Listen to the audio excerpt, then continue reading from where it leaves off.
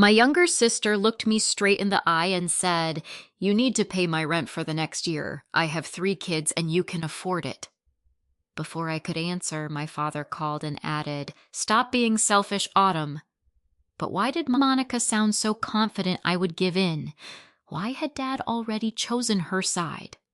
And why did an email she accidentally sent me contain a spreadsheet with a tab labeled Autumn Strategy? The moment I clicked it, I realized this wasn't about 1 year of rent. Someone had been planning my wallet's future long before I knew there was a fight. If you're watching from the US or anywhere else in the world, tell me your country in the comments.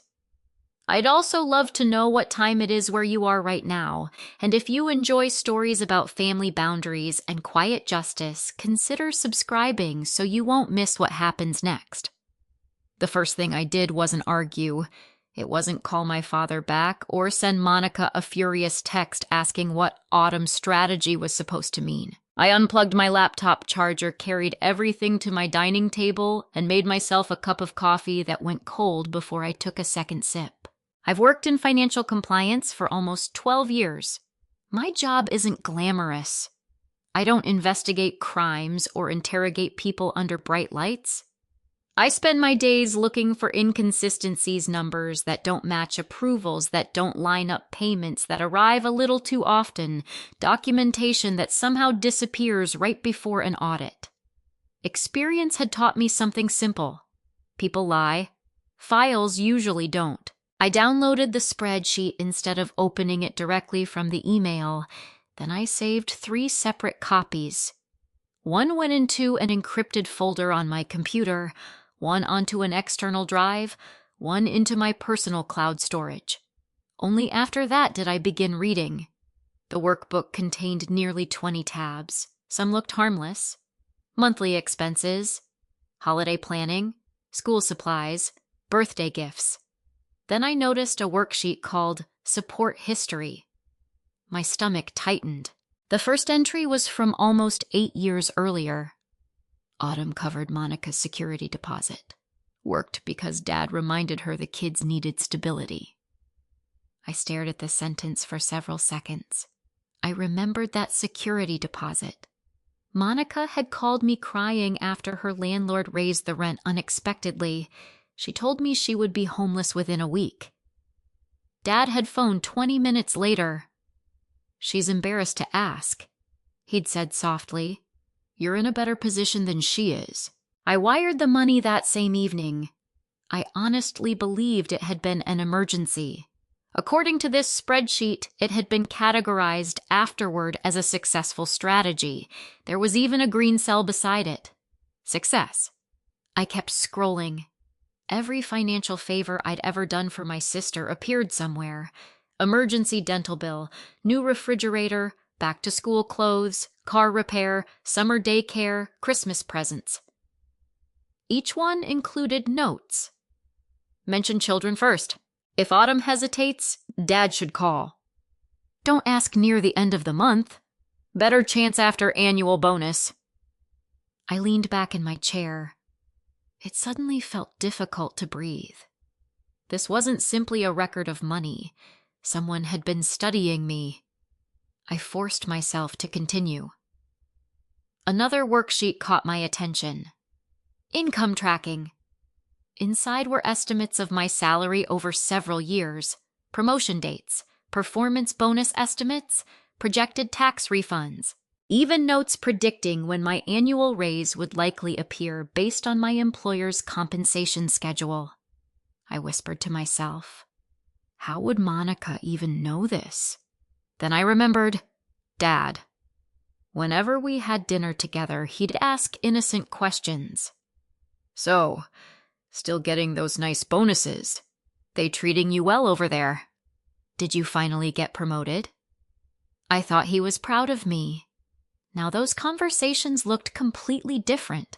Each answer I'd given had apparently become another line in somebody else's financial planning. My phone vibrated. Monica, you've been quiet. Another message arrived almost immediately. I know you're upset. Then another. But family is supposed to help. I placed the phone face down.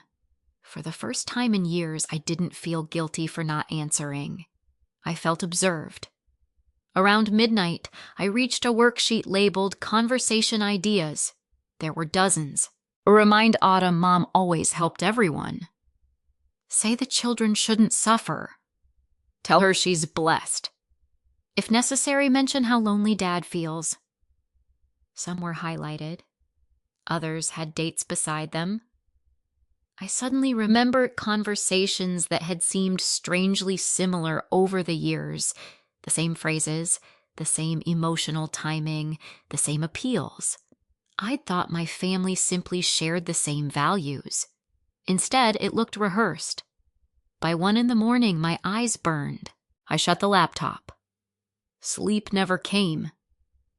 Monday morning, I walked into the office carrying the weight of something I couldn't explain.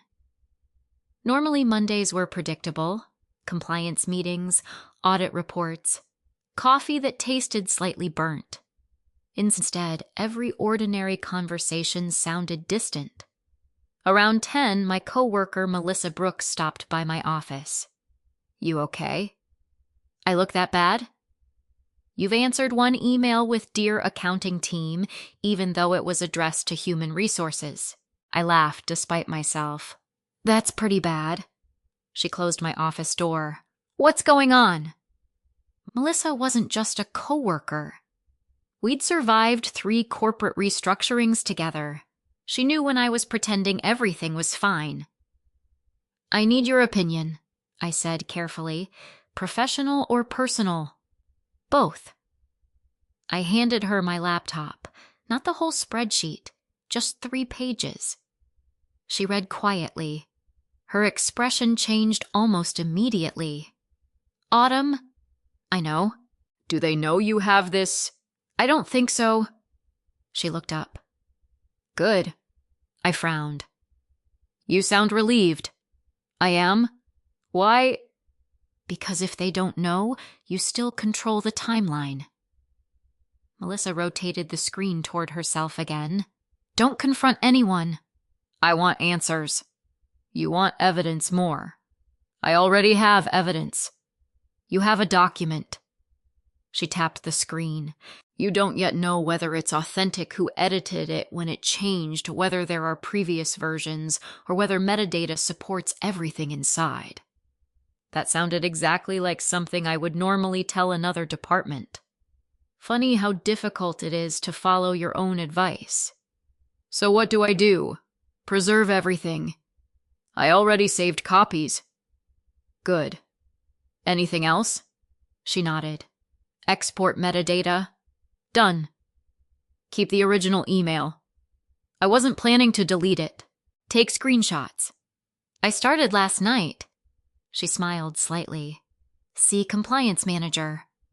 For the first time since opening the spreadsheet, I felt my heartbeat slow. Someone else saw what I was seeing. I wasn't imagining it. Melissa continued scrolling, then she stopped. "What's this?" She pointed toward a worksheet reference hidden in a formula.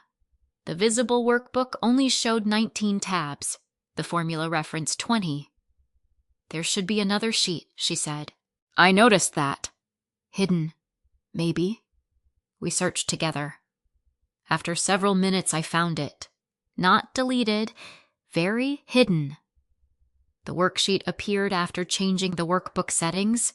Its name was simple: Grandpa Trust. Most of the cells were empty, others contained short notes. "Discuss after estate closes." "Autumn doesn't need details." "Future distributions." Then my eyes dropped to the final tab. Unlike the others, it required a password. Its title was only 2 words: Future Planning. Melissa looked at me. "Whatever's behind that." "I know." "I don't think this started with your sister asking for rent." Neither did I, because by then I no longer believed Monica's visit had been about 12 months of rent. I was beginning to suspect my entire future had already been included in someone else's budget, and I intended to find out exactly who had written it. I didn't try to guess the password. That might sound obvious, but stress makes people impulsive. I'd already spent half the night imagining what might be inside the future planning worksheet. Every possibility felt worse than the last. Maybe it listed new requests. Maybe it outlined how much money they expected from me over the next decade. Or maybe it contained something that would finally explain why my father had sounded so certain when he told me, "You can afford it." Instead of forcing the file open, I asked myself a question I often ask during compliance reviews. What information already exists that I haven't looked at? The spreadsheet hadn't appeared out of thin air. Someone created it. Someone edited it. Someone saved it. And if they used cloud storage as most families did these days, there was a good chance earlier versions still existed. Monday evening after work, I sat back down at my dining room table. I opened the email again. Monica had accidentally shared the file through a cloud link before attaching the downloadable copy. She'd probably meant to send it to someone else and clicked my name by mistake.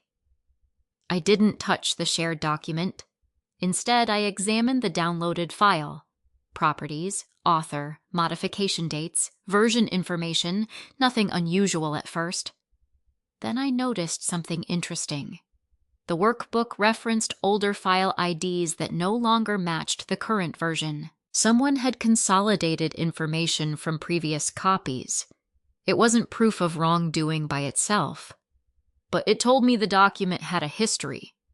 I made a list of everything I wanted to compare: dates, bank transfers, text messages, family gatherings, holiday weekends.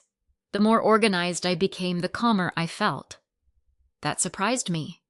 The hurt was still there, but structure gave me something emotions couldn't: direction. The next morning I called the accountant who had prepared my father's taxes for years.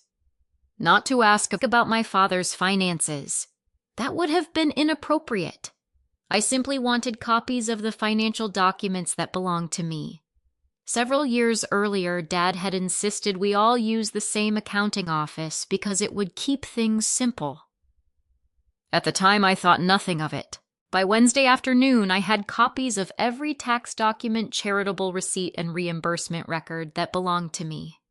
I spread everything across my dining table, receipts on one side, bank statements on the other, the spreadsheet in the center.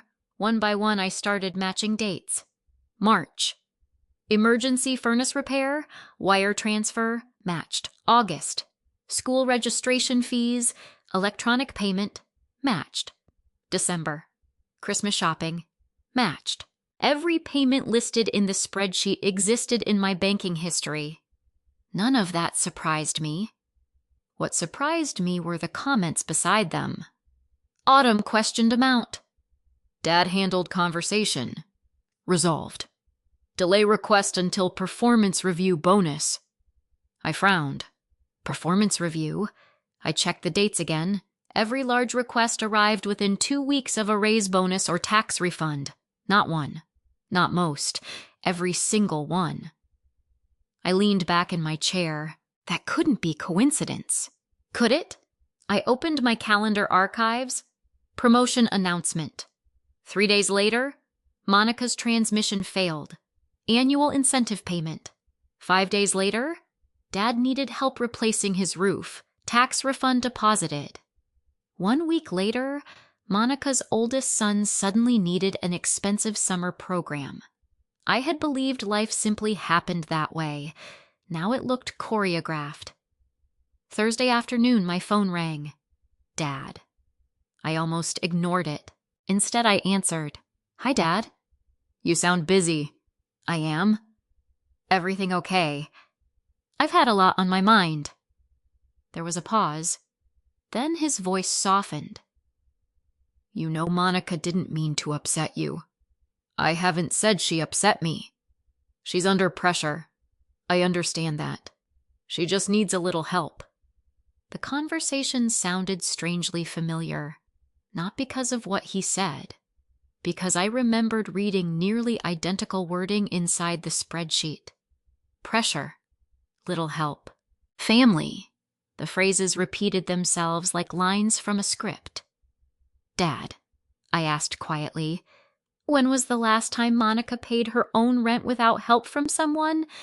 Silence, long enough that I wondered if the call had disconnected. Finally, he answered, "That's not really the issue. It is if she's asking me to pay 12 months. You've always done well. I worked for that." "I know." "So why does everyone speak as though it's community property?" He sighed. "I don't want to argue." "Neither do I." "Good." Then he changed the subject so quickly it almost gave me whiplash. "We're having everyone over Saturday." "For what?" "A family financial meeting." I blinked. "We've never had a family financial meeting. We should have started years ago." "Who's coming?" "Your Aunt Elaine. Monica. The kids won't stay long." "What are we discussing?" "Helping each other." Helping. That word suddenly sounded expensive. "I'll be there." "I'm glad." And Dad, "Yes." "Don't make any decisions before Saturday." "What decisions?" "I think we'll both understand after the meeting." He hesitated. "What does that mean?" "It means I'll see you Saturday." I ended the call before he could ask anything else. That evening, I returned to the spreadsheet. There had to be more. The workbook contained several deleted comments that became visible after I exported review notes. Most were ordinary, budget updates, expense corrections. Then I found something that made my chest tighten. "Autumn won't object if presented as temporary." Another. "Don't mention retirement." Another. "She worries more about children than adults." Whoever wrote these notes understood me well. Too well. They weren't describing my finances. They were describing my personality, my instincts, my weaknesses. I suddenly remembered every conversation where I had been told I was so dependable. Every compliment about how generous I was. Every reminder that I was the strong one. I used to hear love in those words. Now I heard expectation. Friday afternoon, Melissa stopped by my office again. "You've got the face." "What face?" "The one you get before you uncover something nobody wants uncovered." I smiled weakly. "I think they're studying me." "What do you mean?" I explained everything I'd found. She listened without interrupting.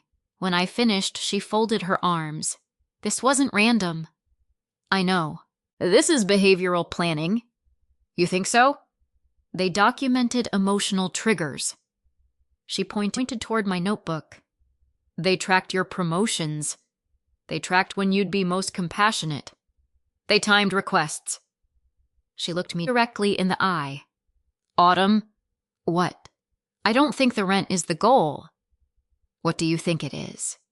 "I think the rent was just another test." Her words lingered with me the entire drive home. That night, curiosity got the better of me.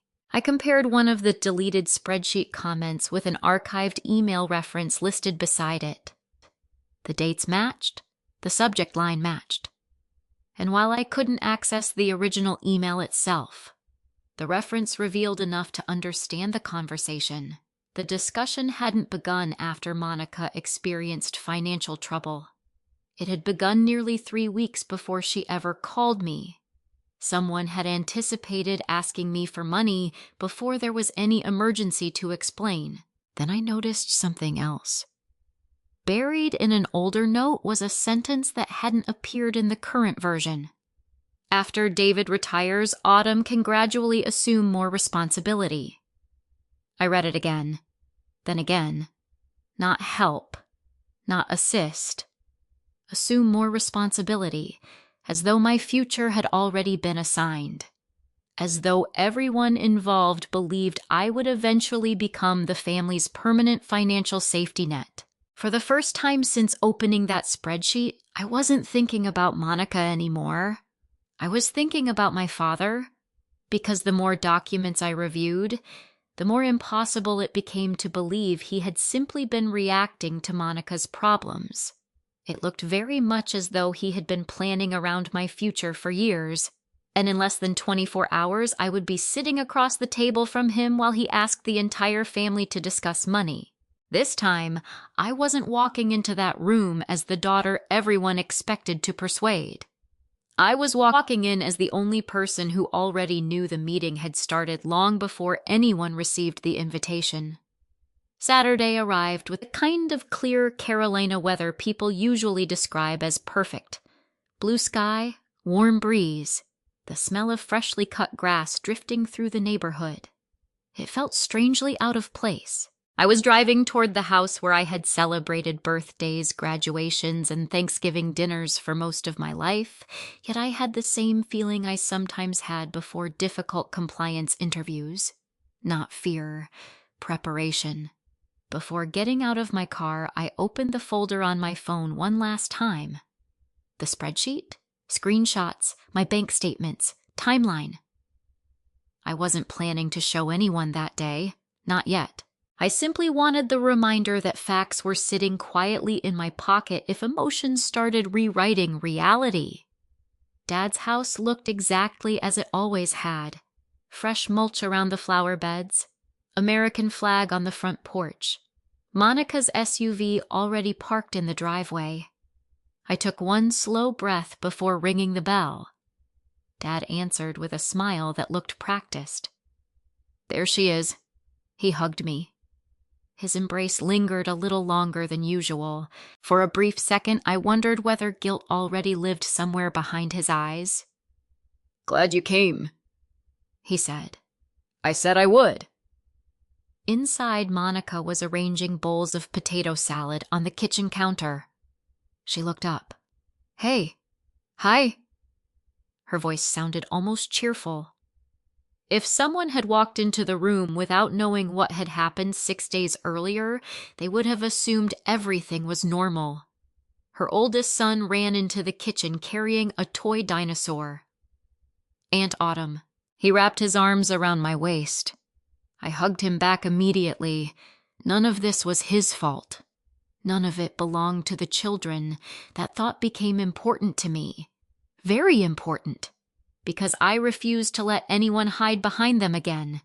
Within half an hour, everyone had arrived. My Aunt Elaine, my Uncle Robert, 2 cousins, a few neighbors Dad had known for years stopped by briefly for coffee before leaving. When lunch ended, Dad cleared his throat. "Can we all sit in the living room?" The atmosphere changed instantly. People exchanged curious glances. Even Monica looked slightly nervous. Dad remained standing while the rest of us found seats. "I've been thinking a lot since retiring." Nobody interrupted. "I realize families don't communicate enough about finances." He folded his hands together. "Money creates resentment when people aren't honest." I almost laughed. Not because it was funny, because it was astonishing. Honesty. That was the word he chose. "I've always believed," he continued, "that families succeed together." Several people nodded. "I've tried teaching both my daughters that no one gets left behind." My aunt smiled. "That's a wonderful value." Dad looked toward me. "Autumn has been blessed with a successful career." Then he turned toward Monica. "Life hasn't always been as easy for Monica." Monica lowered her eyes. The performance was subtle, not dramatic, just enough vulnerability to encourage sympathy. Dad continued, "When one member of the family has more, I believe it's only right they help the ones carrying heavier burdens." There it was, not a request, a philosophy. Presented as though disagreement would mean rejecting family itself, he looked directly at me. "Wouldn't you agree?" Every eye in the room shifted toward me. Years ago, I would have answered immediately, "Of course. Family helps family." Instead, I smiled politely. "I think families should help each other when they can." Dad nodded. "Exactly," I continued. "And I think honesty has to come first." The room became noticeably quieter. Dad's smile didn't disappear. It simply became smaller. "What do you mean?" I mean, it's difficult to make good decisions without complete information. Monica crossed one leg over the other. What information is missing? I don't know yet. That wasn't entirely true, but I wanted them talking, not defending. Dad cleared his throat again. Monica's landlord has increased her rent. Monica added softly, the kids are growing. I understand, Dad continued. I suggested Autumn might help until Monica gets back on her feet. Suggested. Interesting choice of word. So, I asked calmly, how long has that plan existed? Dad frowned. What plan? The idea that I'd cover the rent. Monica answered quickly. Since last week. I looked at Dad. And you? About the same. I nodded slowly. Neither answer matched the spreadsheet. Not even close. Instead of arguing, I asked another question. Has anyone else contributed financially? Monica hesitated. Dad answered. We all help where we can. Can we be specific? Silence. I kept my tone gentle. I'm only trying to understand. Elaine finally spoke. I've watched the kids twice this month. Robert added, I paid for Tyler's soccer registration. Another cousin mentioned buying groceries a few weeks earlier. Interesting. The picture already looked different. Monica wasn't unsupported. She was receiving help from multiple people. Dad shifted in his chair. Children are expensive. They are. No one is saying otherwise. I folded my hands. Has Monica asked everyone here to contribute toward 12 months of rent? Monica looked uncomfortable. No! Why not? Because. She glanced toward Dad. You make the most. There it was again. Not need, capacity. My income had become the justification. I nodded. I appreciate the honesty. Dad spoke before anyone else could. Autumn, nobody's trying to take advantage of you. I hope not. You sound defensive. I asked a question. You sound like this is an investigation. The irony almost made me smile. It was. Just not the kind he imagined. Before I could respond, Aunt Elaine spoke up. I actually thought Autumn had stopped helping. I turned toward her. What made you think that? She looked confused. Last spring. What about last spring? Monica said you refused to help with Emma's after-school program.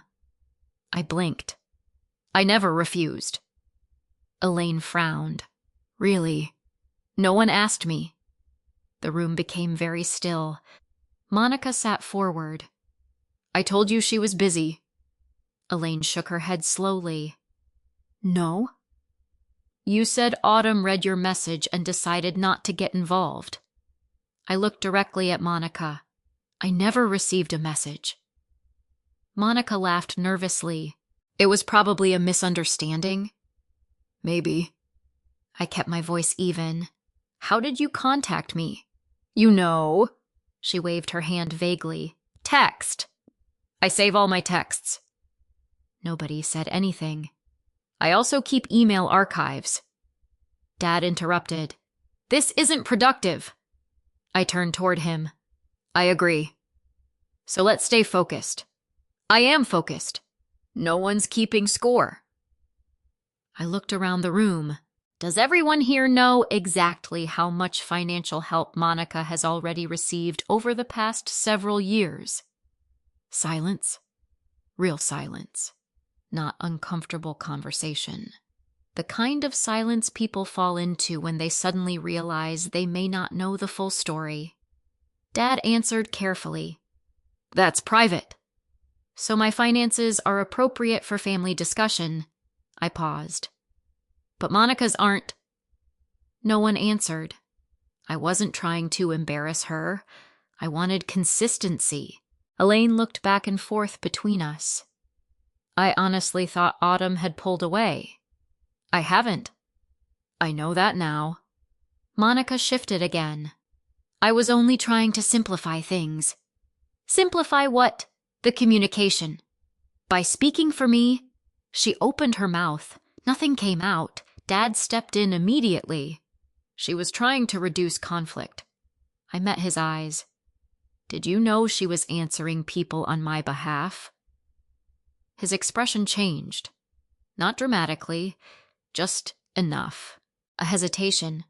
Half a second, long enough to notice. I assumed everyone understood. That's not what I asked. He looked away first. For years I had wondered why certain relatives seemed cooler toward me, why invitations occasionally stopped, why some family members quietly referred to me as successful but distant.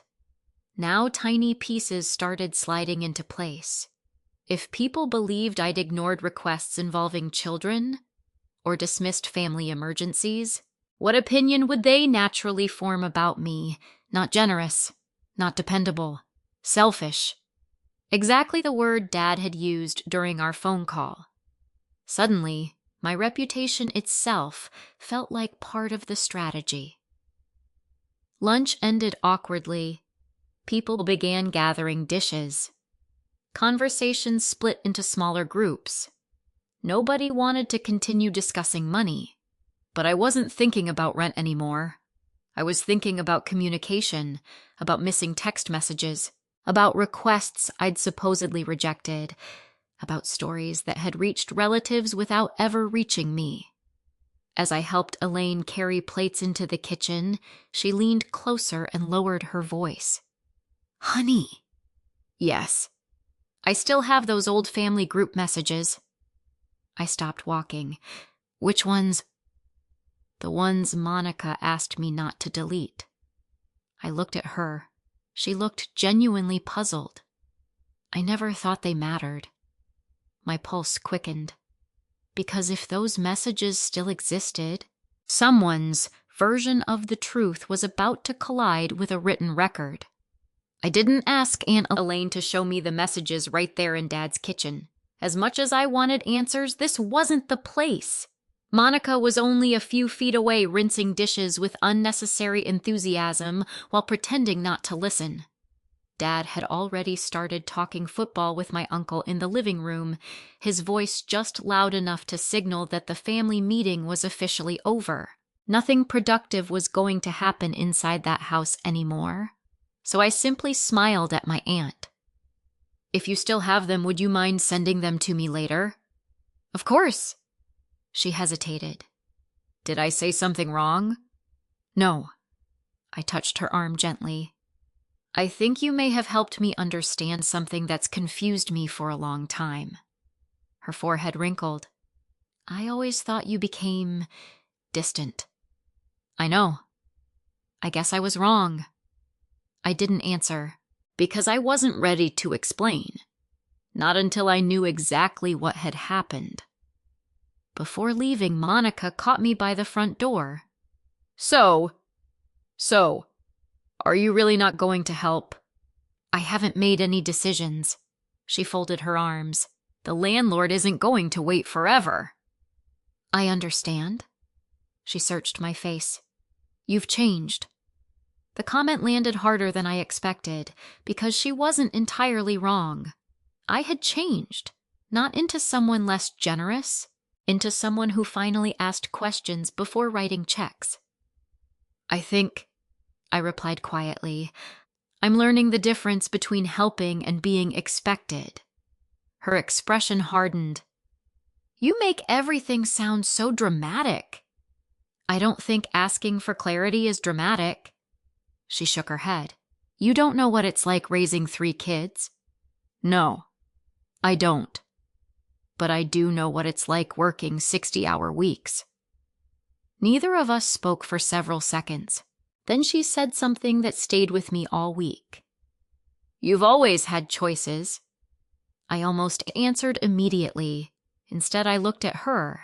Had I, or had everyone simply assumed my choices belonged to them? I drove home with that question circling my mind. An hour later, my phone chimed. Aunt Elaine. Not one screenshot. Not 5, 43, along with a short message. I don't know if these matter. Keep whatever you need. I thanked her and opened the first image. It was an old family group chat from almost 4 years earlier. I remembered that week. Or at least I thought I did. According to the messages Monica had written, Emma's dance tuition is due. I'm going to ask Autumn. Several relatives responded with encouraging comments. Then 3 hours later, Monica posted another message. Never mind. Autumn said no. Immediately the conversation changed. That's disappointing. I guess she's really busy these days. Maybe work changed her. I stared at the screen because I had never seen those messages. Not only had I never answered, I hadn't even been included in that conversation. My name appeared repeatedly, but I wasn't in the group. I checked another screenshot. Same pattern. Someone needed help. Monica announced she would ask me privately. Later, she reported my answer. Sometimes yes, sometimes no. But the answer always came through Monica, never from me. I opened another conversation. This one involved Aunt Elaine's knee surgery. Elaine had written, I don't want to bother Autumn. Monica responded, I already asked. She's too overwhelmed with work. I searched my memory. No phone call, no text, no voicemail, nothing. My chest tightened. How many opportunities had disappeared because someone else had spoken for me? How many people believed I simply didn't care? The next morning, I exported every screenshot into chronological order. Patterns became easier to see. Monica had slowly positioned herself as the family's communication hub. Birthdays, holiday planning, medical updates, financial requests. If information flowed through her, she controlled the story. And if she controlled the story, she controlled everyone's perception of me. Around lunchtime, Melissa joined me in the break room. You look like someone who finally found the missing page. I think I found several. I explained what Aunt Elaine had sent. Melissa listened carefully. Then she asked one question. Were the messages altered? I don't think so. What makes you say that? Multiple people responded naturally. Different writing styles, different dates? She nodded. So the conversations themselves are probably genuine. I think Monica genuinely told everyone she had spoken to me. But she hadn't. Exactly. Melissa stirred her coffee. That's more damaging than lying about money. I know. She was managing your reputation. Those 3 words settled heavily in my mind. Managing my reputation. I hadn't lost family trust overnight. It had been happening gradually, one conversation at a time. That evening, I decided it was time to verify one more thing. Phone records. Not the content of calls. Just dates and message logs available through my account. The customer service representative was patient. After confirming my identity, she explained what records were still available. Several years' worth. Exactly what I needed. By Thursday afternoon, I had enough information to compare the records with the group conversations. Whenever Monica claimed she had texted me, nothing.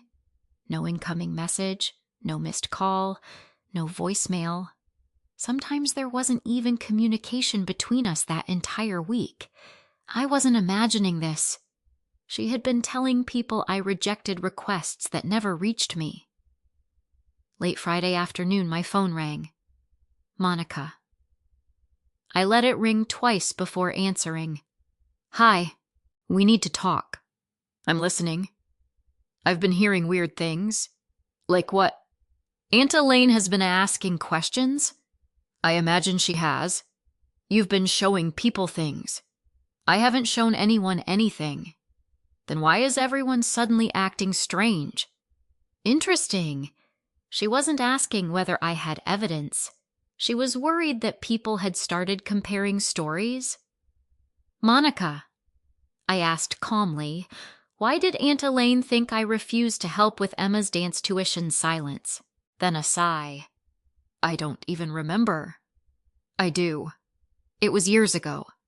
I never received the request. You probably forgot. I checked. Another pause. Finally, she said, I didn't want everyone waiting for an answer. So you answered for me. I knew what you'd probably say. You told them I said no. I was trying to move things along. You changed my answer. I simplified it. No. I spoke more firmly than I had all week. You invented it. Her breathing became heavier. You don't understand what it was like. Help me understand. I couldn't keep begging people, so instead you made me the bad guy. I never said that. You didn't have to. Another long silence. Then in a much quieter voice, she finally admitted it. I changed a few conversations. Not all. Not many. Just a few. I closed my eyes. There it was. The first direct admission. Small, carefully worded, but unmistakable. Why? For the kids. I opened my eyes again. The kids didn't write those messages. They needed stability. So you decided my reputation was negotiable. She started crying softly. I was desperate. I believe you were. I never wanted people to hate you. Intentions don't erase outcomes. She didn't answer. A minute later, the call ended without either of us saying goodbye. I sat quietly for several minutes before dialing one more number. Dad answered almost immediately. Everything okay? I just spoke with Monica. I know. My eyebrows lifted. You know, she called me. Already. She's upset. So am I. Autumn. His voice carried that familiar pleading tone. She made mistakes. She admitted changing conversations. I heard. And she was trying to protect her children. I waited. Surely there was more. There wasn't. He truly believed that explanation settled the matter. Dad. Yes. Do you hear yourself? I'm hearing a mother who panicked. I'm hearing someone who rewrote years of my relationships. You can't punish children because of adult mistakes. I'm not talking about the children. He exhaled heavily. You've always been stronger than Monica. There it was, again. Strength. Responsibility, capacity, different words, same expectation. In that moment, something finally became unmistakably clear. My sister had manipulated the conversations, but my father had protected the system that made those manipulations useful. Without him, Monica's stories might have been questioned years earlier. Instead, every excuse had found immediate shelter. When the call ended, I wasn't angry anymore. I was certain. The problem had never been one desperate sister asking for money. The problem was an entire family structure built around the belief that my stability existed to compensate for everyone else's choices. And if I wanted that pattern to end, I knew the next conversation couldn't happen around a kitchen table. It needed to happen with someone whose job wasn't to preserve family myths. The following Monday morning, I called attorney Rachel Kim and scheduled the earliest appointment she had available. Rachel Kim's office occupied the third floor of a brick building overlooking downtown Charlotte. There were no dramatic marble floors or intimidating conference rooms like people imagine from television. Just quiet hallways, framed degrees shelves filled with legal reference books, and a receptionist who greeted everyone with the same calm professionalism. It was exactly the kind of place where people solved problems instead of performing them. Rachel welcomed me into her office with a firm handshake. I've reviewed the questionnaire you filled out, she said. Tell me what you want to accomplish. Not what happened, not who was right, what I wanted. That question alone changed the conversation. I don't want to sue anyone, she nodded. I don't want to embarrass my family. Another nod. I want this to stop. Rachel leaned back slightly. That's a very different goal. I know. I just needed someone to hear me. You've come to the right place. I placed a thick folder on her desk. Everything in there belongs to me. She opened it carefully. Bank statements, wire confirmations, screenshots, timeline, copies of the spreadsheet, archived messages, notes I'd made over the previous 2 weeks. She didn't rush. For nearly 40 minutes, she read in silence, occasionally marking a page with a yellow sticky note. Finally, she closed the folder. You've been extraordinarily organized. I do compliance. I can tell. She smiled briefly before becoming serious again. What concerns me isn't a single payment. What is it? The pattern. Exactly. Not one emergency. Not one favor. The pattern. Rachel turned several pages back. Have these transfers ever been documented as loans? Almost never. Gift agreements? No. Repayment schedules? No. Written expectations? None. So every transaction relied on trust? Yes. And that trust slowly became assumed obligation. I felt my shoulders relax. Someone else finally saw it exactly the way I did. Rachel pulled out a legal pad. I'd like to calculate something.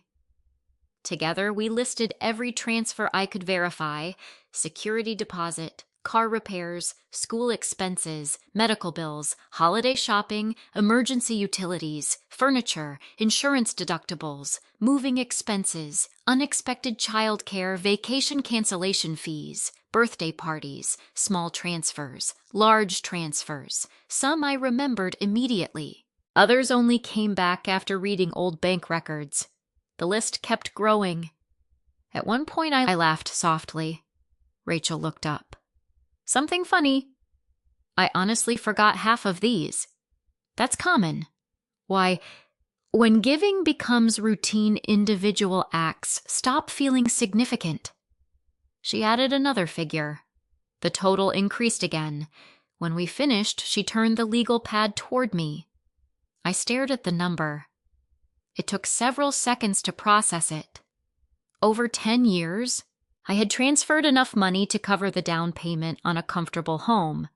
Not all to Monica, some to Dad, some for family events, some to relatives who genuinely needed temporary help, but the majority had eventually flowed toward Monica's household.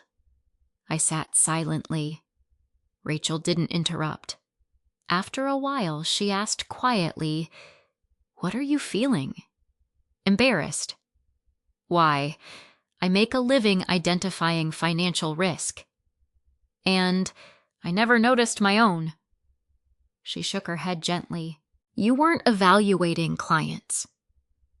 You were trusting people you loved. There was a difference. A very important one. So what do I do now? Rachel slid another sheet of paper toward me. You establish policies. Policies not for strangers. For yourself. She explained them one by one. No immediate transfers made during emotional conversations. Any loan requested in writing. Clear repayment expectations if money was intended as a loan. Large gifts given only if I genuinely wanted to give them, not because someone pressured me. Never make financial decisions during family arguments. If children truly needed help, consider paying schools' landlords or service providers directly instead of transferring unrestricted cash. None of it sounded cruel. It sounded responsible. More importantly, it sounded peaceful. I can do that. I think you can. Rachel paused. One more thing. Yes, boundaries only work if they're consistent. I understand. If you make one exception because someone cries, they'll expect another. She smiled. You already know. I left her office carrying less weight than I'd brought in, not because my family had changed, because I had. That evening I sat at my kitchen table with a notebook. At the top of the page, I wrote family financial boundaries. I wasn't writing rules for them. I was writing promises to myself. No automatic payments. No same-day decisions. No conversations about money without complete information. Help children directly whenever appropriate. Adult requests require adult accountability. I read the list twice. It didn't feel harsh. It felt healthy. For the first time in years, generosity no longer seemed incompatible with wisdom. 3 days later, my phone rang while I was leaving work. Dad. I considered letting voicemail answer. Instead, I picked up. Hi. You busy? Just leaving the office. Can we talk? Sure. His voice sounded different, lower, less confident. I've been thinking. So have I. I know you're upset. I've had time to think beyond being upset. I figured. He hesitated. I need to ask you something. Go ahead. Please don't show anyone that spreadsheet. I stopped walking. Office employees continued passing around me as I stood beside the parking garage elevator. Why, it'll destroy this family. I looked across the parking lot toward the setting sun. No. What? It won't destroy the family. Autumn, it'll expose something that's already been happening. He sighed deeply. You don't understand. Then help me. It isn't that simple. It never is. I've spent years trying to hold everyone together. And has it worked? Silence. I waited. Finally, he answered quietly. No. His honesty surprised me. I made mistakes. I know. I was trying to help. I believe that. You do? Yes. I don't think you woke up every morning wondering how to hurt me. Another long silence. But intentions don't erase consequences. I know. His voice cracked slightly. I don't know how to fix this. I closed my eyes.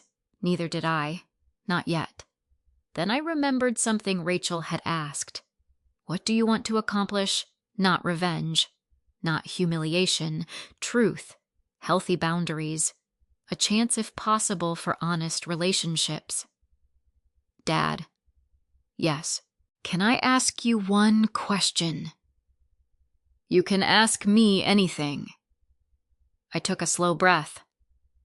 Who are you? You really protecting? The line went completely silent. Not for 5 seconds. Not for 10. Long enough that I pulled the phone away to make sure the call hadn't disconnected. Finally, I heard him inhale. It sounded tired. Older than I remembered. He stopped. Started again. I don't think I've ever asked myself that. I didn't interrupt. When your mother and I divorced, he stopped again. Maybe this isn't a phone conversation. I agree. I owe you more than this. When? Tomorrow.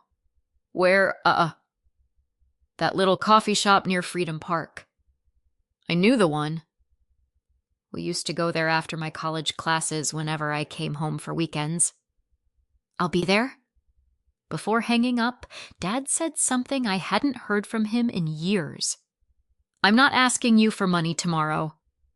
I'm asking you to listen. As I drove home that evening, I realized something important. For the first time since all of this began, Dad hadn't defended Monica. He hadn't mentioned the rent. He hadn't talked about the children. He hadn't said I could afford it. Instead, he'd admitted something far more significant. He didn't know who he had been protecting anymore, and somehow, I suspected the answer had been waiting for decades. The coffee shop hadn't changed much since I was in college. The same brick walls, the same mismatched wooden tables, the same chalkboard menu with drinks named after neighborhoods around Charlotte. When I was 21, Dad used to bring me there after my accounting classes. We'd split a blueberry muffin because he insisted they were too big for one person. Back then, I believed those afternoons meant he understood me better than anyone. Now, I wasn't sure how much of our relationship had been built on who I was, and how much had been built on what I could carry. I arrived 10 minutes early. Old habit. Dad was already there. That surprised me. He sat alone near the window with 2 untouched coffees on the table. He looked smaller somehow, not physically, emotionally. Retirement had aged him more than I realized. When he saw me, he stood immediately. "Thanks for coming." I said I would. Neither of us hugged.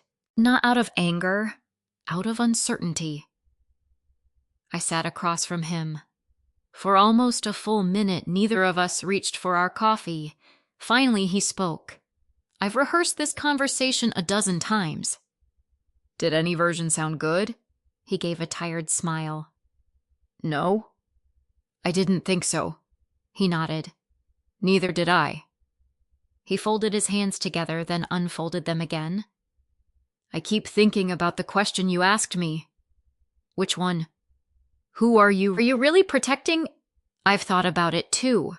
I finally have an answer." I waited. "When your mother left?" His eyes drifted toward the window. "I thought I had failed both of you." My parents divorced when I was 13. Monica was only 10. It had been difficult. There were years when money was tight. Years when weekends with Dad sometimes meant frozen pizza, because that was all he could afford after child support and rent. I remembered those years. I also remembered believing we had survived them together. "I worried about you differently," he continued. "You were older. You helped your sister with homework. You packed lunches. You reminded me to pay school fees." I smiled faintly. "I was a bossy teenager. You were keeping us afloat." His voice carried no humor, only regret. When Monica struggled after the divorce, I blamed myself. Because she was younger. Because she became angry. He stared into his coffee. "You became responsible." There it was again. Responsible. That word had followed me my entire adult life. I thought responsibility meant you needed less from me. I looked at him quietly. "So I gave more to Monica." "I told myself you understood. I never asked whether you agreed." His honesty didn't erase the pain, but it changed its shape. For years, I imagined there had been some secret moment when Dad consciously chose one daughter over the other. Instead, it sounded slower than that. Smaller. One decision, then another, each one justified by the last. I kept telling myself I'd balance things later. He laughed softly. But later never came. Instead, every time Monica struggled, you stepped in. He nodded. "Or I asked you to." I didn't argue. He already knew. I told myself you were stronger. You did. I thought it was a compliment. It wasn't. "No." His shoulders dropped. It became an excuse. The sentence hung between us, not dramatic, just painfully true. After a while, I asked the question that had been bothering me since finding the spreadsheet. "Did you help create it?" He closed his eyes. "For a while." "For a while." "The first versions." "Why?" "So we'd remember who needed help." I said nothing. It started as a budget. "I believe you. Then it became something else." He rubbed his forehead.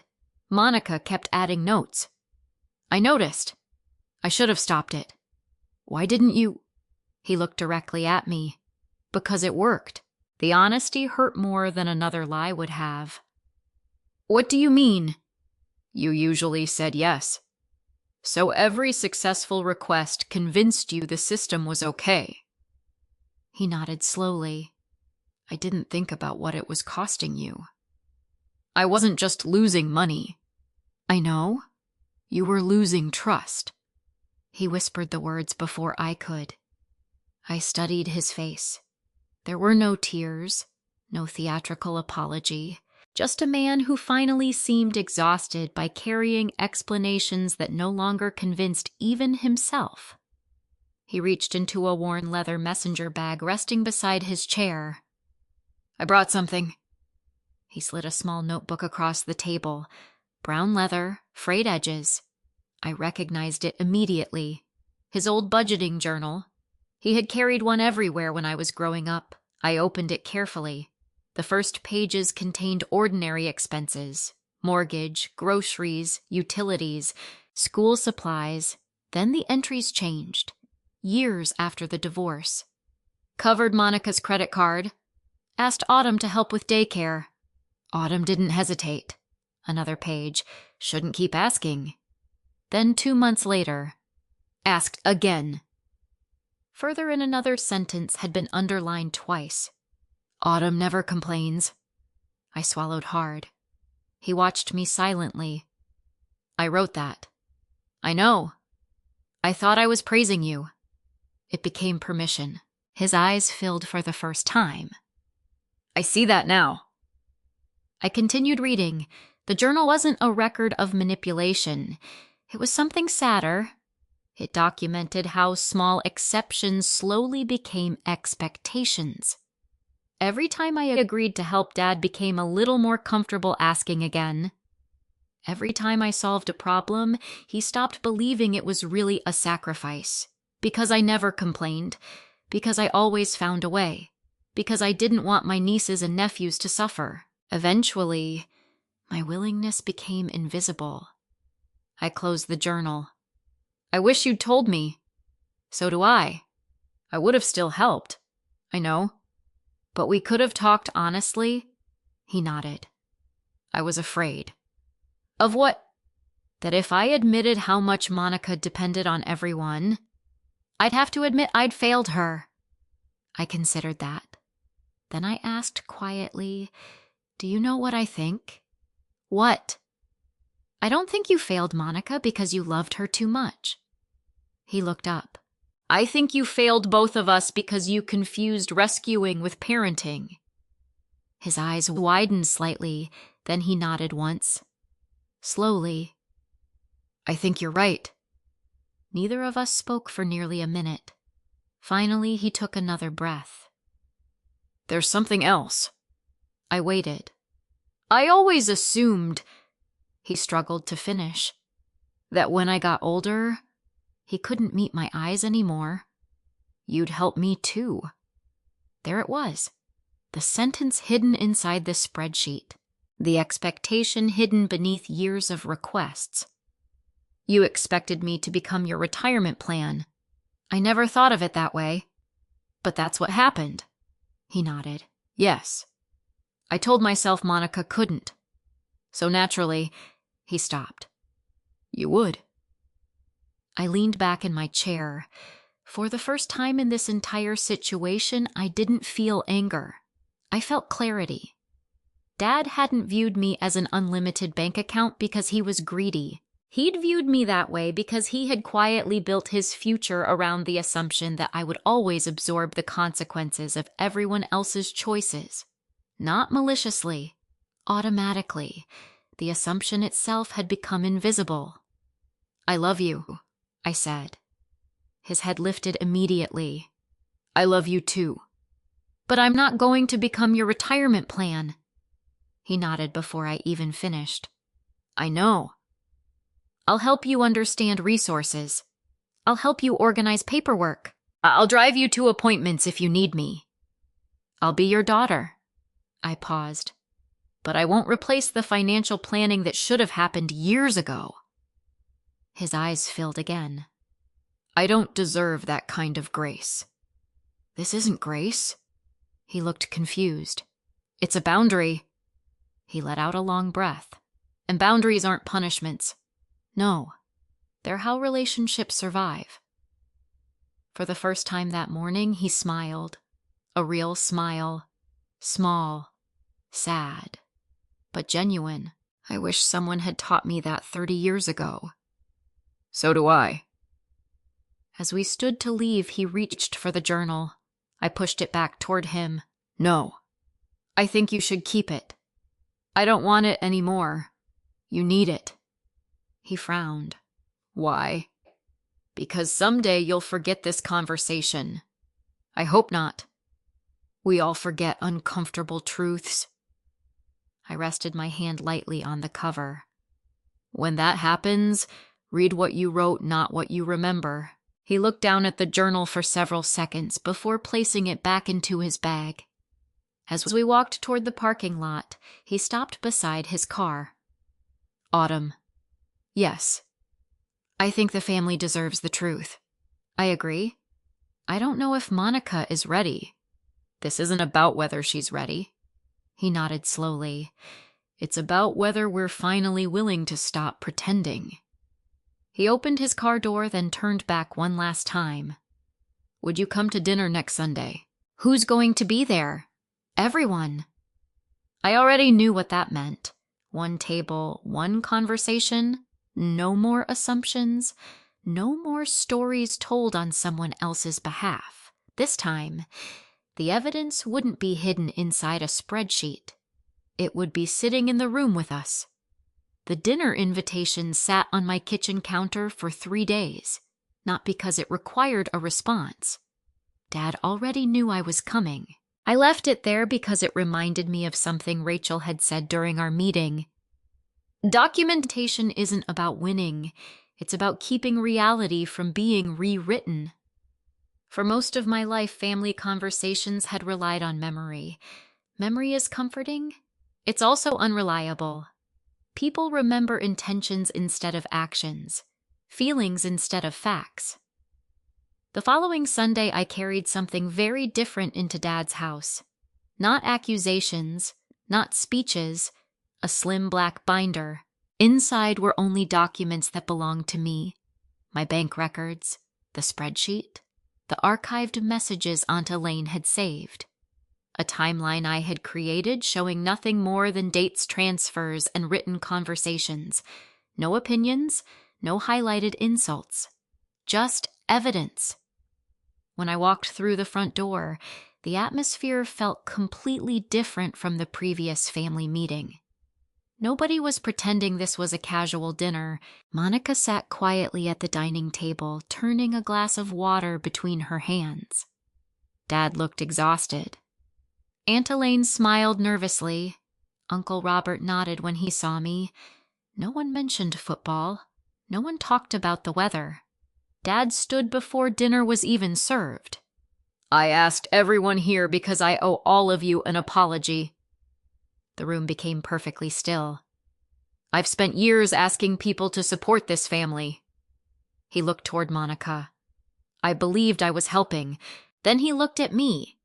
I also ignored the cost to Autumn. No one interrupted. I encouraged expectations that should never have existed. His voice wasn't dramatic. If anything, it was quieter than usual. I asked one daughter to become responsible for problems that belonged to all of us. I saw Monica lower her eyes. Dad continued. I also defended things I should have questioned. He sat down. I'm done doing that.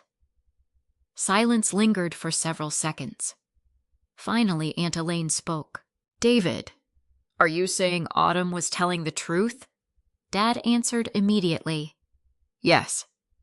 He didn't look at me while saying it. He looked at everyone else. I should have listened sooner. I slowly placed the binder on the table. I don't want this to become an argument. No one objected. I also don't want anyone leaving tonight wondering what actually happened. I opened the first section. This is a timeline. I slid copies toward everyone. Every page contains documents that belong to me. Bank transfers, dates, amounts, no commentary, just records. I've removed account numbers. I've removed private information. I only included enough to explain why I became concerned. Everyone began reading. No one spoke. After a minute, I opened the next section. The second group contains archived family conversations. I looked toward Aunt Elaine. She didn't create these. She simply kept them. Elaine nodded. I never thought I'd need them. I smiled gently. I'm glad you did. Monica still hadn't touched her copy. She stared at the table instead. Dad quietly said, "You should read it." She slowly opened the folder. The room stayed silent except for the sound of paper turning. Eventually, Uncle Robert looked up.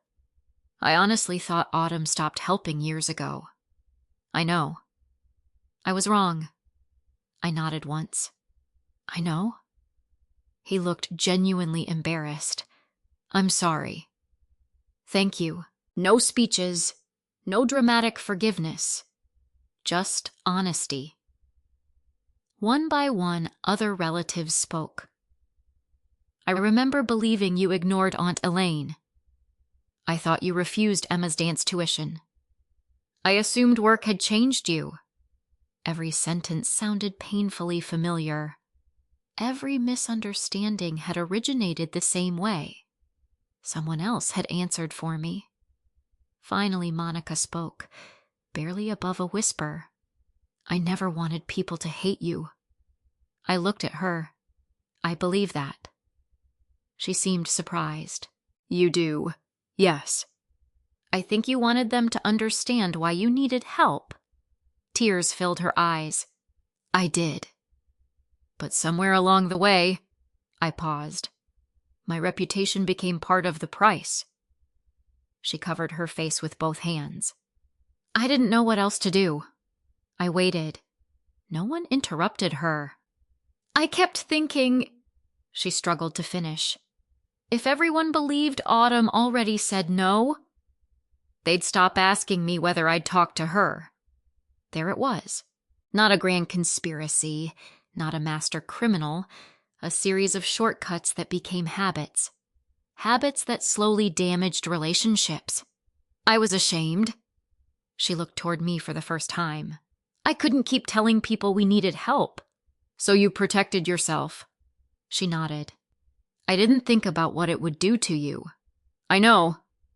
Dad suddenly spoke. "That's because I didn't make you think about it."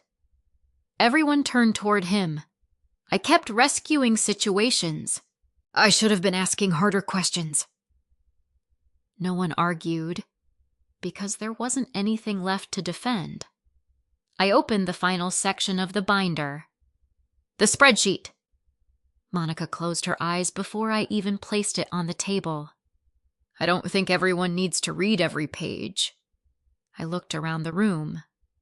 "I only want you to see one thing."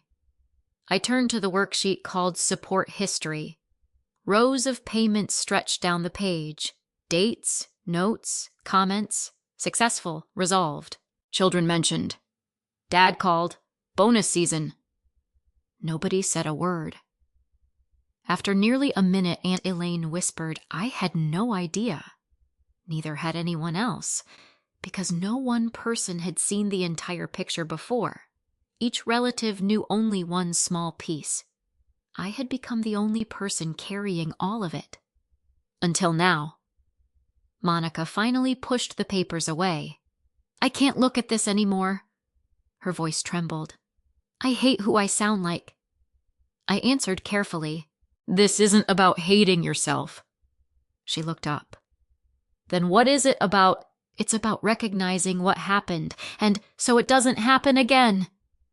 She started crying, not loudly, not dramatically, just quietly. "I don't know how to fix it."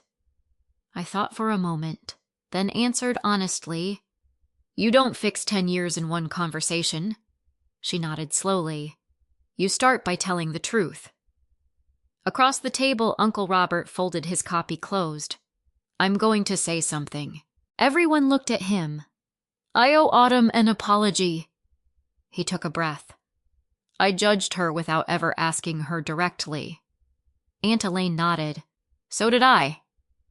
One cousin quietly admitted she'd stopped inviting me to certain family outings because she'd heard I didn't really care anymore.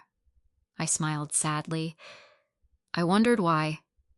She wiped her eyes. "I'm sorry." "I accept that." No anger remained. Just grief over years that couldn't be returned. Then Monica surprised everyone. She stood up. I'm leaving. Dad looked concerned. You don't have to. Yes. She looked around the room. I need time. She picked up her purse. When she reached me, she stopped. I don't expect forgiveness today. I nodded. Good. She blinked. Because forgiveness isn't the first step. What is called? Accountability. She looked at me for several seconds before quietly saying, I think you're right. Then she walked out the front door. No one followed her, not because no one cared, because for the first time in years, no one rushed to rescue the moment before it could become uncomfortable. Sometimes discomfort is exactly where change begins. Dad remained seated long after Monica left. He looked around the table slowly. I spent years trying to keep this family together. He gave a tired smile. I never realized I was holding it together with someone else's wallet. No one laughed, because everyone understood exactly what he meant, and for the first time in a very long time, no one tried to explain it away. The first family holiday after that dinner felt strangely quiet, not awkward, just honest. No one pretended the previous month hadn't happened. No one made jokes to smooth everything over. The silence wasn't empty anymore. It was space. Space where old assumptions used to live. I spent Thanksgiving morning volunteering at a community meal organized by our hospital. It had become a tradition after my divorce. Helping strangers had always been easier than explaining my own family to people who asked how my holidays were going. When I arrived at Dad's house that afternoon, something immediately caught my attention.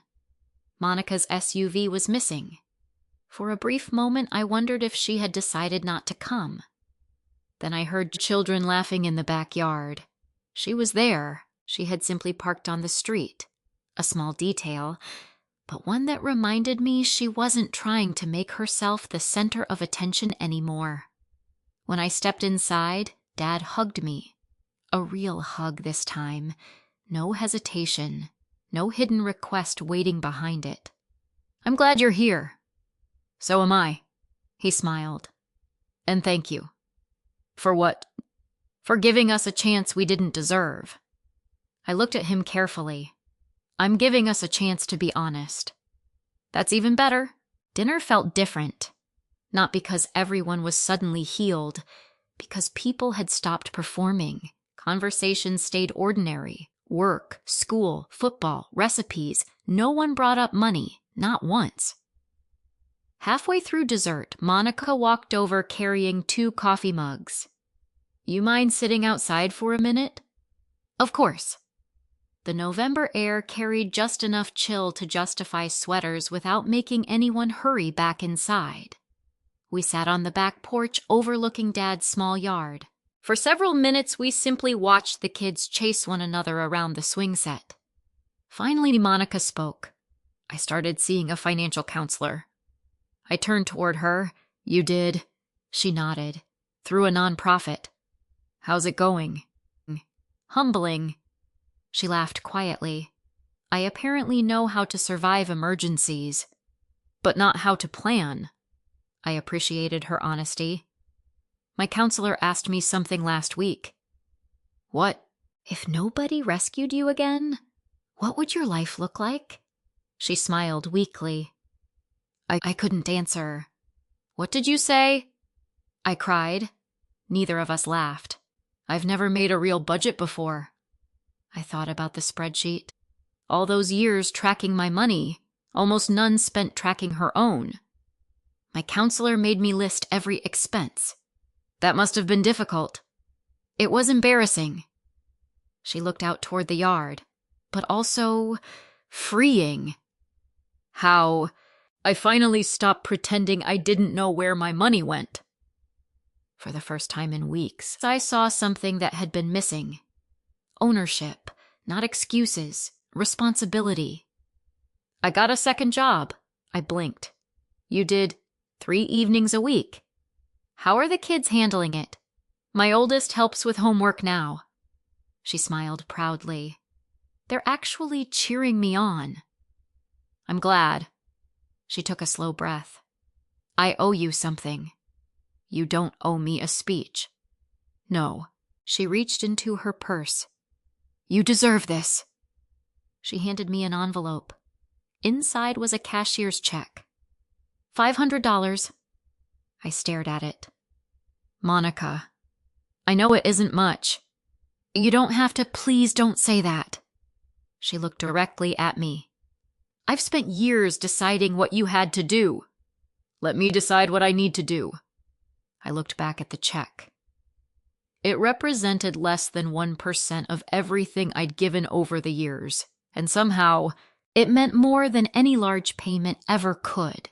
Not because of the amount, because of what it represented. Accountability. I folded the envelope closed. Thank you. She nodded. I'll keep sending them. You don't have to repay everything. I know. I need to repay something.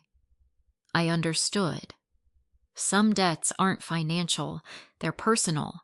The money was simply how she chose to begin. 2 weeks later, Dad called. Can you stop by? Everything okay? Yes. You sound nervous. I am. When I arrived, several framed family photographs leaned against the living room wall. What happened? I'm downsizing. He smiled sheepishly. I sold the RV. I looked at him. The RV you've wanted since retirement? The one I couldn't actually afford. That surprised me. I also refinanced a few things. And I met with a financial planner. I smiled. Really? He nodded. I should have done it years ago. He opened a folder filled with neatly organized paperwork. Retirement income, monthly expenses, insurance, investment withdrawals, everything categorized. This looks familiar. He laughed. I may have borrowed a few organizational ideas. I noticed. He became serious again. I don't need you to support me. I know. I wanted you to hear me say it. That mattered more than he probably realized. A week before Christmas, another envelope arrived at my condominium. No return address. Inside was a handwritten letter. I recognized Dad's handwriting immediately. Not typed, not emailed. Written carefully in blue ink across 3 pages. Autumn, I've rewritten this letter 6 times because every version sounded like I was defending myself. I don't want to do that anymore.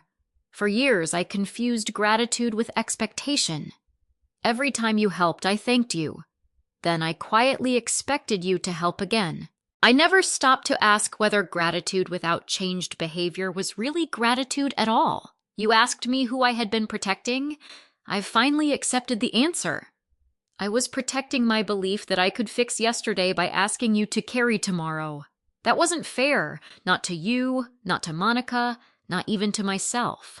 I also owe you another apology. I called you the strong one so often that I forgot strength still gets tired. I forgot dependable people still deserve to be cared for. I forgot daughters don't stop being daughters just because they become successful adults. I'm trying to become the father you deserved years ago. I know I can't rewrite the past. I can only stop repeating it. I love you, Dad. I read the letter 3 times. Not because I doubted it, because every sentence contained something I had waited years to hear. No excuses, no mention of the children, no request hidden between apologies, just responsibility. I folded the pages carefully and placed them inside the same black binder that had once held nothing but evidence. It felt appropriate. The binder now contained 2 kinds of documents. Proof of what had happened. Proof that people could change. They weren't the same thing, but both deserved to be preserved. New Year's Day arrived quietly. I stood on my apartment balcony watching neighbors set off fireworks left over from the night before. The city sounded hopeful. My phone buzzed. A text from Monica. Happy New Year! Rent paid, on time. Attached was nothing else. No request, no hint, no emotional setup, just 5 words. Rent paid. On time. I smiled before replying, "Proud of you." She answered with a single heart, not because everything had been repaired, because for once, neither of us needed anything from the other except the truth. Still, one question remained. Forgiveness had slowly found its place. Trust was beginning to grow again, but I hadn't yet decided what our family would look like going forward. And I knew that answer wouldn't come from another apology. It would come from the boundaries we chose to keep long after everyone stopped talking about the spreadsheet. Almost a year passed before I opened the spreadsheet again, not because I was avoiding it, because I no longer needed it. For months it had been my evidence. Then it became my reminder. Eventually it became my history. One Saturday morning, while organizing digital files on my laptop, I found the folder labeled simply Family. Inside were screenshots, bank statements, archived conversations, Dad's handwritten letter, and the spreadsheet that had accidentally landed in my inbox on the day Monica asked me to pay her rent. I opened the first worksheet. Support history. The rows looked exactly the same. Dates, amounts, comments. Successful, resolved. Children mentioned. Bonus season. Dad called. For a long moment, I simply looked at it. A year earlier, those words had made me feel betrayed. Now they made me feel grateful. Not because of what they represented, because without that accidental email, I might have spent another decade believing guilt was another name for love. I closed the file. Then I dragged the entire folder into a new archive labeled Lessons. That felt more accurate. A week later, Dad invited everyone over for Sunday lunch. No special occasion, no financial discussion, just lunch. When I arrived, Monica was already there helping the kids carry drinks onto the patio. She smiled when she saw me. Not the nervous smile she'd worn during those difficult months. A relaxed one. Hey, want some iced tea? I'd love some. She handed me a glass. I have something to show you later. What is it? You'll see. Inside the house, Dad was arguing with Uncle Robert about whether homemade barbecue sauce should contain brown sugar. It was wonderfully ordinary. Normal had returned. Not the old normal, a healthier one. During lunch, my youngest nephew climbed into my lap holding a school folder. Aunt Autumn. Yeah, buddy. I got an A. That's fantastic. I've been saving money too. Oh, he nodded proudly. Mom opened us bank accounts. I looked across the table. Monica smiled. They're learning about saving before spending. The children immediately began explaining how they each deposited part of their birthday money. They talked excitedly about interest goals and saving for bicycles, college, and future cars. I listened quietly. A year ago, money had only entered family conversations during emergencies. Now it entered through education. That difference mattered. After lunch, Monica asked me to walk with her into the backyard. She handed me a folder. Inside were certificates showing education savings accounts she had opened for each of her 3 children. I wanted you to see these. They're wonderful. I couldn't have started them last year. I know. My counselor challenged me. How? She said if I wanted my kids to stop expecting rescue, I had to stop modeling dependence. I smiled. She's a smart counselor. She is. Monica laughed. She also told me something that made me think of you. What? So, people confuse support with ownership. She looked at me carefully. I spent years acting like your success belonged to the family. I nodded slowly. You did. I'm sorry. I know. I don't expect you to forget. I won't. I also don't expect you to trust me automatically. I won't. She laughed softly. That's fair. It is. But she looked hopeful. I'm glad we're learning how to be sisters again. So am I. Not the sisters we'd pretended to be, the sisters we actually had the chance to become. Later that afternoon, Dad asked if we could talk on the front porch. We sat in the same rocking chairs where he'd once watched Monica and me ride bicycles up and down the sidewalk. I met with my financial planner again. Everything okay? He grinned. Better than okay. He handed me a printed budget. I've stayed within it for 6 straight months. I knew you could. I should have listened sooner. He folded the paper and slipped it back into his pocket. I also updated my will. I looked at him. You don't have to tell me details. I'm not. I just wanted you to know something. What? I'm not asking either of my daughters to carry responsibilities that belong to me anymore. I nodded. I'm proud of you. His eyes became watery. You know. What? I used to think providing for your children ended when they became adults. I smiled. And now I think respecting your adult children may be even more important. That sentence stayed with me. Because respect had always been what was missing, not love. Love had existed. It had simply become tangled with guilt, fear, and habit. Respect untangled it. Before I left, Dad stopped me beside my car.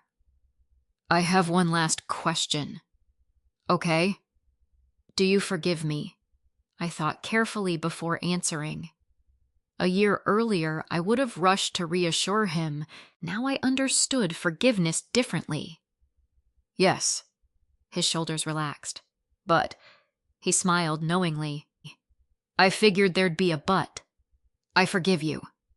I don't return to the old system. He nodded immediately. I wouldn't want you to. I'll always be your daughter. I know. I won't be the family's emergency budget. I know. I'm glad. So am I. He hugged me. This time there was no invisible contract hiding inside the embrace. No expectation. No debt. Just a father and daughter learning each other again. Driving home, I stopped at the bank. Not to withdraw money.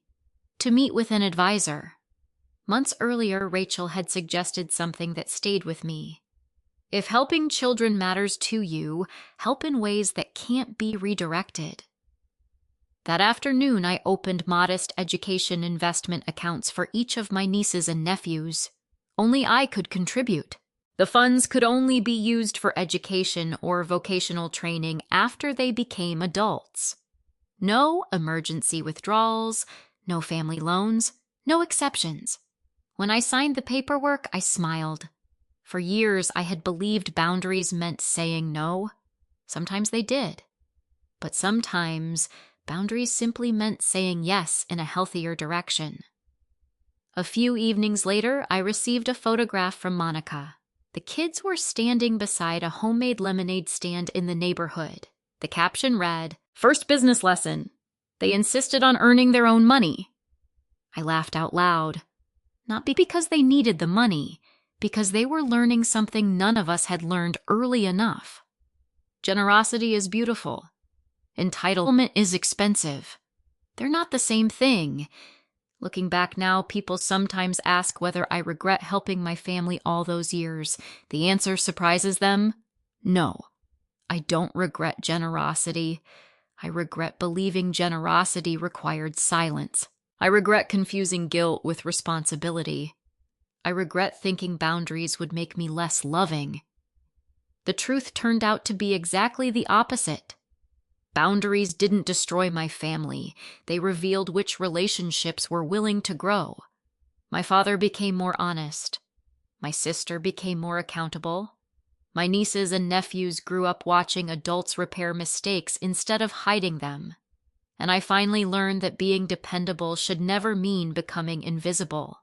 The spreadsheet that once measured my usefulness now sits archived on an external drive. I doubt I'll ever need to open it again. Its job is finished. Mine isn't.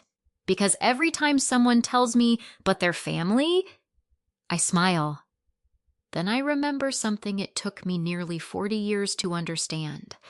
Family is never measured by how much of yourself you're willing to surrender.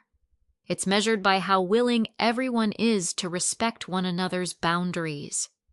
Life lesson. If you've ever been the dependable one in your family, you probably know how difficult it can be to recognize when generosity slowly becomes expectation. It rarely happens overnight. It happens through small compromises, repeated assumptions, and the belief that saying yes is the only way to prove your love. Healthy boundaries are not acts of revenge. They are acts of honesty.